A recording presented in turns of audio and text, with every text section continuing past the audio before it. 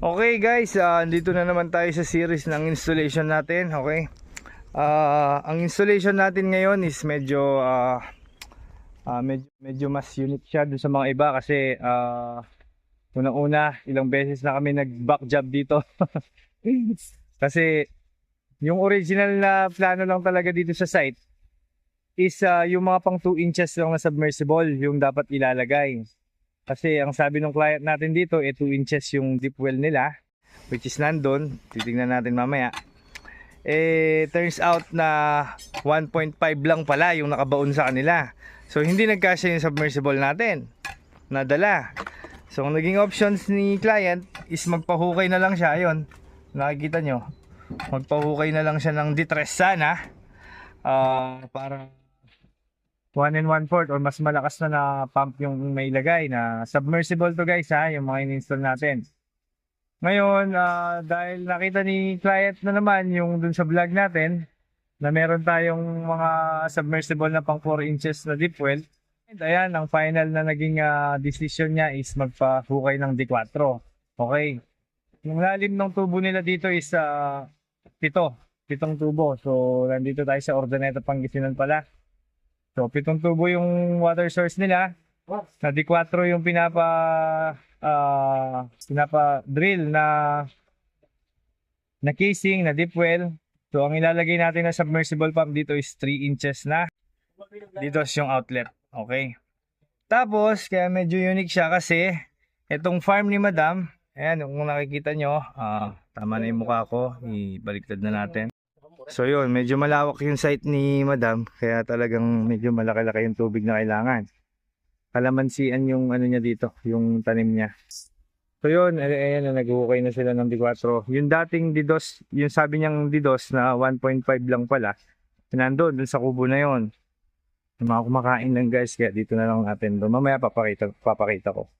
Hindi nagkasya dyan yung submersible pump natin na pang DDoS. Siguro may picture naman ako nung ilalagay ko dyan. Kaya, ayun nga, nag-decide si Madam na magpa-sukay na lang ng bago. Tapos, itong farm nga pala nila na to, walang kuryente. Okay? Ngayon, ang magandang setup nga dito na pina-setup ni Madam, ni client, is maglalagay tayo ng off-grid setup. Or, maglalagay tayo ng pang-ilaw dito. Pang electric fan, pang-ilaw, pang-radyo, pang-charge. Yun, malaking bagay po yun guys na tulad sa mga ganitong setup sa farm na walang kuryente.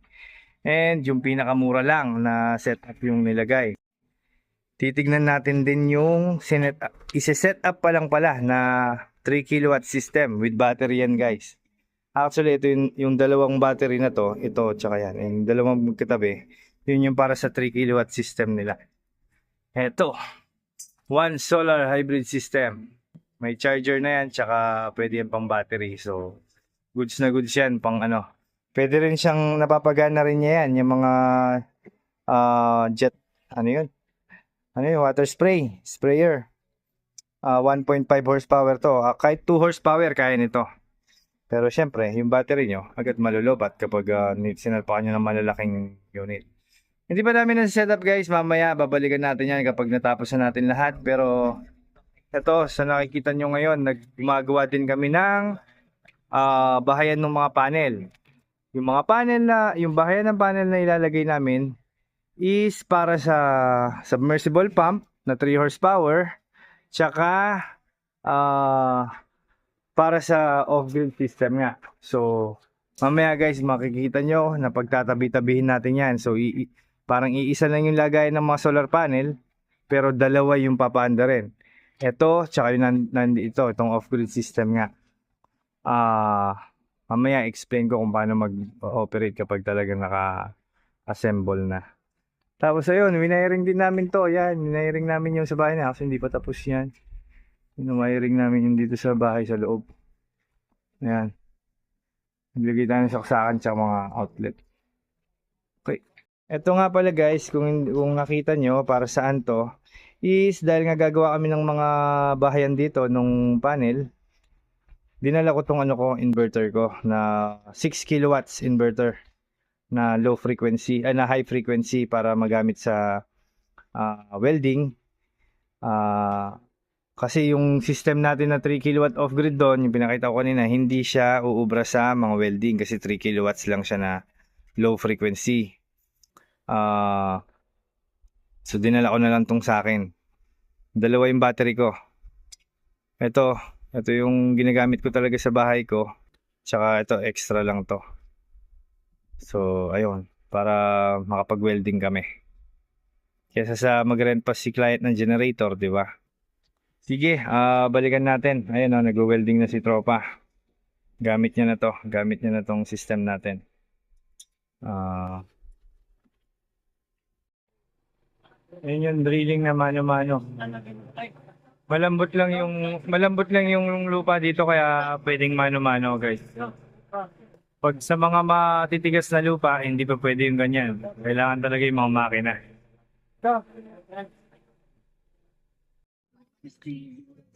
Time check, guys. 6. 6:20 na. May araw pa naman, maliwanag pa naman, kaya tatapusin natin yan hanggat may araw. Dahil pang 3 days na namin dito. Lugi ng bangka, guys. Wala kasing kuryente dito eh. Kaya ang hirap nung pang welding. Buti gantong oras sa buhay pa yung battery natin. So, tatapusin natin yan.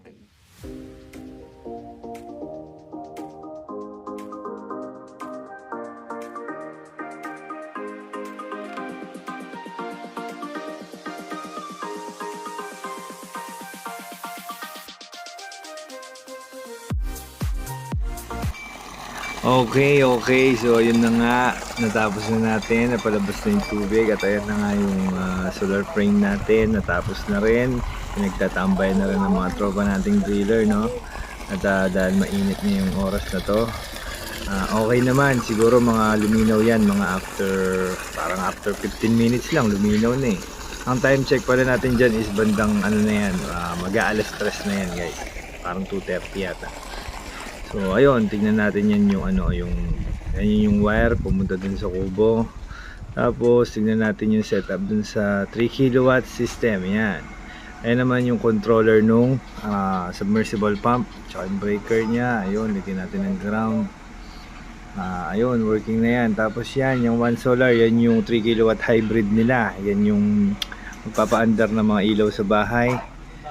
So, ayun, wala nang problema sa ilaw si madam. Meron ng ilaw sa farm niya and pwede na mag-charge, pwede na manood ng TV, ref. Ayun. Okay naman, tayo nag-wirings niyan hanggang dun sa kabila. Okay, testingin natin sa 1.5 horsepower na power spray. Itong setup natin na 3 kilowatt system. Tingnan natin. Yun. Goods naman siya. Ito 1.5 horsepower to, 1.1 kilowatts. Ayan. Power spray. Lakas. Sige, ubusin lang natin yung ubusin lang natin tubig. 1.1 horsepower, 1.5 horsepower power spray. Maning-mani lang ng 3 kilowatts natin. Ayun ang load niya 38% lang. Actually tinesting namin to kahapon sa sa 3 horsepower. Umandar lang siya ng 10 minutes tapos overload na. Hindi niya kaya yung 3 horsepower kasi again 3 kilowatt system lang to. Sa 1.5 kaya niya. I think 2 horsepower kaya niya pa rin yun. Pero mas maganda huwag niyo masyadong i-overload to. Basta 1.5 horsepower okay na yun. Ito yung setup natin sa sa surface pump. Submersible pump. Ayun, nandun. Bali 140 feet. Nagtitibag pa lang yung lupa nito kaya medyo mahina pa. Ayan. Nandito yung mga natin, yung mga solar panels natin. Uupo na lang tayo kasi medyo pagod na. Pang 4 days to ngayon lang tayo natapos. Shout out kay Ma'am Maylin from Japan na client natin dito sa Urdaneta, Pangasinan. Maraming salamat sa tiwala at kasi yung mga about sa mga transaction sa materials and sa payment nagtiwala po si ma'am. Thank you po. And sa lahat po ng mga gustong magpa-install, ayun po, pwede po kayong mag-visit sa namin sa YouTube channel and sa Facebook page. Pwede po kayong mag-message dyan. Andyan lang po yung mga namin, description dun sa kung saan po kayo magme-message and kung ano po yung number namin, andyan po lahat yan, saka yung address namin. And ayun, isa na naman pong farmer ang natulungan natin. Actually guys, pakita nyo to. Guys, papakita ko sa inyo kung gaano kahirap kung gaano kalbado yung nangyayari sa mga niya dito, sa mga tauhan niya. Ayan, yan lang ang lumalabas. Halos sa isang araw nagbobomba lang sila. Sa laki ba naman ng farm na to at didiligin nila mano-mano. Kaya yung mga may farm na ganito na hirap sa water source, ayun, baka panahon na para mag-invest kayo sa solar. Okay? Pwede po kaming maging